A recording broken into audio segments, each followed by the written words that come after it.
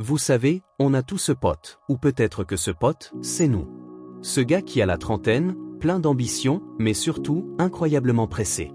Pressé de réussir, pressé de prouver, pressé de vivre une vie qui ressemble à celle qu'il voit sur les réseaux sociaux. C'est l'histoire de Marc. Pour lui, chaque scroll était une comparaison. Une nouvelle voiture par-ci, un voyage à Dubaï par-là, une promotion célébrée en grande pompe. Sa propre vie lui semblait terne, lente, presque insignifiante. Il ne voulait pas juste réussir, il voulait réussir maintenant. C'est dans cet état d'esprit, cette soif inextinguible de validation, qu'une opportunité s'est présentée. Une de ces offres qui clignotent comme un néon dans la nuit, gagnait gros, rapidement, sans effort. C'était trop beau pour être vrai, et une petite voix au fond de lui le savait. Mais la voix de l'impatience, celle qui hurlait « Pourquoi pas toi ?», était bien plus forte. Alors il a plongé. Il n'a pas posé trop de questions, il a simplement suivi les instructions. Un business facile, un système opaque, mais des promesses en or.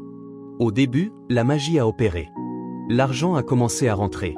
Pas un peu, beaucoup. Plus qu'il n'en avait jamais gagné.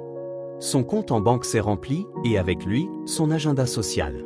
Soudain, les regards sur lui ont changé. Les amis qui le chambraient gentiment sur son ambition le regardaient maintenant avec une pointe d'admiration, voire de jalousie. Les invitations pleuvaient. Il pouvait enfin s'offrir la montre qu'il convoitait, inviter tout le monde au restaurant, poster ses propres photos de réussite. Le respect, pensait-il, avait enfin un prix, et il pouvait se le payer. Mais derrière la façade brillante, des fissures commençaient à apparaître. Une anxiété sourde s'est installée. Chaque notification sur son téléphone le faisait sursauter. Était-ce la banque? La police? Quelqu'un qui avait découvert la supercherie? Il dormait mal, le ventre noué en permanence par la peur d'être démasqué. Pour maintenir les apparences, il a commencé à mentir. D'abord des petits mensonges, puis des histoires entières pour justifier cet argent tombé du ciel. Il s'est éloigné de ses amis les plus proches, ceux qui le connaissaient depuis toujours, ceux qui l'aimaient bien avant l'argent. Leurs questions simples et bienveillantes lui semblaient des interrogatoires. Il risquait de voir à travers son armure dorée. Il était devenu seul, au sommet de sa montagne de billets. Et puis un jour, tout s'est arrêté. Sans drame hollywoodien, sans course-poursuite, sans procès spectaculaire. Le système, si fragile, s'est simplement effondré. Comme un château de cartes dans un courant d'air. L'argent a disparu aussi vite qu'il était arrivé. Le téléphone a cessé de sonner. Les nouveaux amis se sont volatilisés. Il n'y a pas eu de prison, pas de catastrophe visible pour le monde extérieur. Juste une chute silencieuse, vertigineuse et terriblement solitaire. Il s'est retrouvé au point de départ. Non, pire qu'au point de départ. Il était seul, brisé et rongé par la honte. Ce n'était pas tant la perte de l'argent qui le détruisait. C'était la perte de l'estime de soi. Il s'était trahi lui-même. Il avait sacrifié ses valeurs, son intégrité, ses véritables amitiés, pour un mirage. La confiance qu'il avait perdue n'était pas celle des autres, mais la sienne. Comment se regarder à nouveau dans le miroir? Alors a commencé la partie la plus difficile. La reconstruction. Pas la reconstruction financière, mais celle de l'homme. Ce fut un processus lent, douloureux, sans aucune gloire. Il a dû ravaler sa fierté, s'excuser auprès de ceux qui l'avaient blessé ou négligé. Il a dû accepter de faire un travail honnête, modeste, et de regagner sa vie, euro par euro. Il a dû réapprendre à apprécier les choses simples, un repas partagé, une discussion sincère, la fierté d'un travail bien fait. Même s'il ne rapportait pas des fortunes. La reconstruction a commencé.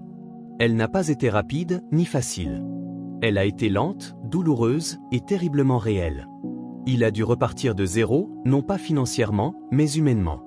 Il a trouvé un petit travail, loin des paillettes et des promesses faciles.